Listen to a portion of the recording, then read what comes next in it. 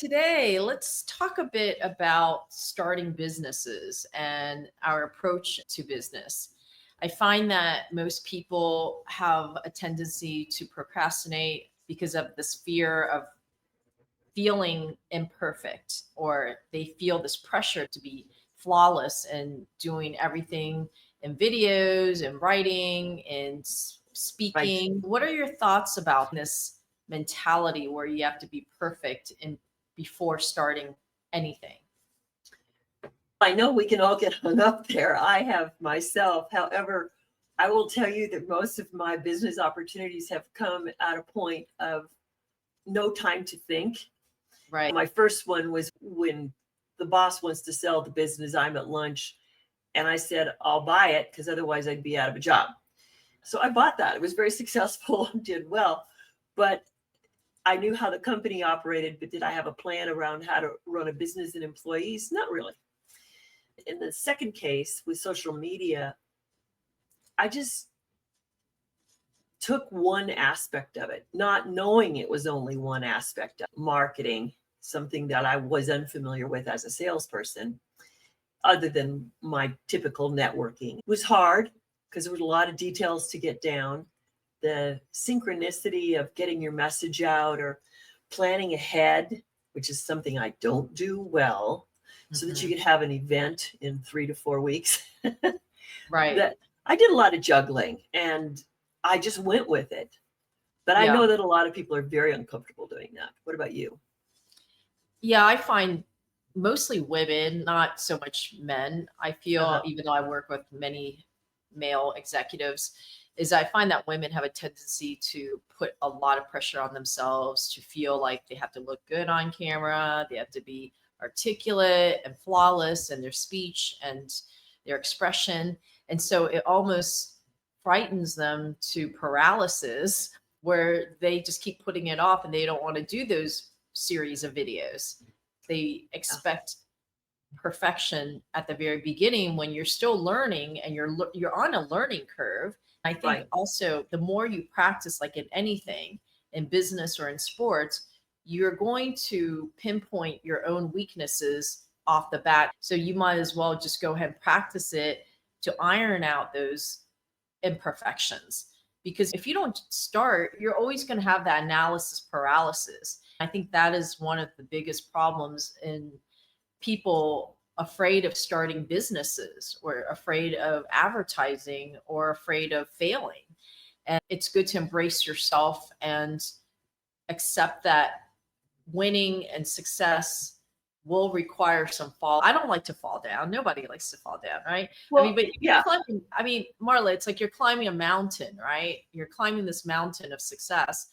You're going to get tired. You're going to fall down a few steps, but you continue the resilience to keep climbing.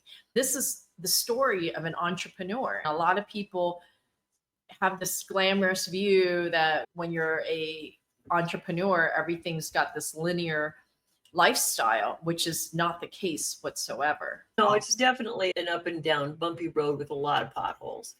One of the things that I've used for a lot of people that I've worked with, either strategically or with sales conversations, the ones who know they need to do sales, but they're very uncomfortable doing that. I said, Right. we're just going to set 3 criteria that you're going to master in this conversation. If you are real, people will buy from you. If you try to fake it till you make it, you Mhm. will not make it in a sales conversation because people are looking for authenticity and they're looking for you to be genuine. The challenge with perfectionism is that people think that it's genuine if you're perfect, and really you're genuine if you're imperfect. Now, we don't want If to be you're what? slobs if you're imperfect, And because if you're willing to show a fumble, like the old Columbo movies, if you're willing to show a fumble in front of someone and recover from that, they go, oh, phew, I'm dealing with a human. mm, And they yeah. don't want, people don't want a machine. We have enough machines out there. Sometimes people think I have to have the perfect words. I run into this all the time with sales coaching. And there are no perfect words. There's only the conversation you create with the person in front of you. and they bring the keywords, and that's where you play from. Mm-hmm. And it's not about having control. It's actually trusting that you can be in control of something that is out of control when you're in a sales conversation. That's a So, really good point. You're mentioning about the authenticity, because I'm around a lot of business people, and when I find a salesperson trying to pitch me and they sound immaculate and very manicured, it just makes me think twice if this person is right. trustworthy, because I think people innately can feel a person's sincerity when they're doing business and they're engaging in a conversation. And when a person is way too manicured, you sense there's other agendas going on, or they're looking to close you. No Well, one wants to be closed. and that's a Yeah. big mistake with the whole sales industry anyway. They only train closing. If you open a conversation appropriately within the first 30 seconds to 3 minutes, you know whether you're going to make that sale or not. But also it's the focus. If you have someone who's perfectly manicured in a sales conversation, then they're making the conversation all about them. If you want a buyer, you have to make your conversation about the buyer. Right. And this is a really good point, because I feel that it's kind of going back to the dynamics of the sales process and building relationships, right? Yes. Let's say if I were to hire someone, I'm looking at the sincerity if this person is truly coming in to help my business, or if I'm talking with a prospect that eventually becomes a client, they're going to sense, is she truly helping me on my journey to obtain more success in my business, or is she looking to do this as a transactional deal? And people can feel transactions versus true sincerity and building a partnership together. And I think this is a really important topic, because I'm not a believer on this zero sum game. One wins, one loses. But unfortunately, the culture of business is somewhat that way. That seems to permeate the culture. But I feel that once you've established a relationship where people are giving just to give to help you in business, not asking for anything, you are starting the right path of building a sustainable business and sustainable partnerships. What are your thoughts?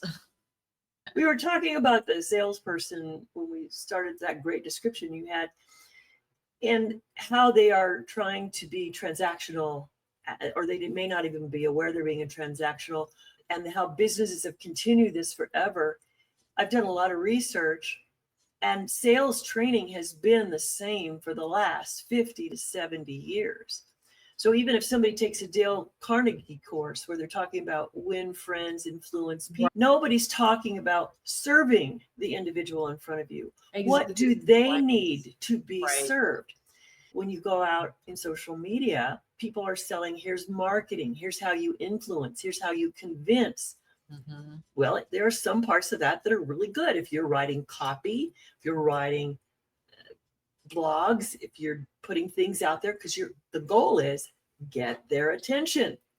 However, when you're in a live opportunity, you have to set the transaction aside. The marketing did its job. Now you go in deeper, and the conversation about is what attracted you. Can I serve you? I studied with someone over 35 years ago who had never sold what she was selling. She'd been in the stock market, and she was selling some high-end services to CEOs and sales teams. And she would never start a call with her offer. She would always start her call. I'm so-and-so from such and such. I'm calling to see if you have any needs in this area. They'd say, well, what are you selling? And she'd say, I'm not selling anything unless you have a need. I may not even be a fit for you. I mean, she took away the sale right at the beginning. And I love that. Yeah. I love it when people come in and say, what's your price? I don't have a price until I understand if I can serve you. Right. Yeah. And you're kind of talking about the correct way of service in general. You're coming in with the intention to be empathetic. I think when you have empathy in business, it changes the energy of the business relationship and how you do business with them. I've been in cases with specific clients where I normally would not have been that flexible, but because I understood the situations they were in, I was willing to be flexible to benefit them and not so much benefiting me. And Right. they can see and feel that. So what happens is I've helped that relationship be stronger than before. So Right. next time when something comes along, they know they can entrust you with that next project. Right. And I've done that my whole life. It's really interesting, though, the confidence level we have to have in our expertise and our willingness to trust that things will come back around. So many people have lived such a strong transactional business life that they have another whole level of awareness to grow and trust themselves that things can be reciprocal. When you're truly of service to a client and you're giving that intention and energy, it's definitely going to be more sustainable in the long run than a transactional relationship. Because in transactional, you pay me, I fulfill the work, and we're done. Next, next, next, next. It's not the most optimal way of doing business. I think if you build relationships based on the need of the customer's experience from their point of view, then that changes the whole dynamics of how you provide your services. So this is leading into customer experience. When you Right. understand true marketing, you're going to see everything from the eyes of the customer's perspective. And if you understand from the customer's perspective, you know how to accommodate them and you know how to speak to them now. I find that a lot of businesses, they may be great in their technical skills and their specs and their functionalities, but if they're losing the aspect of customer experience and what that looks like, I feel that is going to be a problem, because you could have high skill set, high functionalities, even a great product, but if you're not identifying this customer journey and learning how to be of service in that way, you will lose people and you Right. will lose revenue. I think we talked Yes. about in our last episode about it, is like there's a customer journey and there's different touch points. You can have a great product, but a customer service rep is rude to you. You pretty much have blown the last 6 months of marketing efforts you've done in Right. digital campaigns. To offset that is a high price. Yeah. It's there's a lot. I mean, everybody who's in business is definitely juggling. Yes. But transaction is the outcome of the customer journey, the attention to the details, the building the culture that's going to support it, and the transaction should flow smoothly.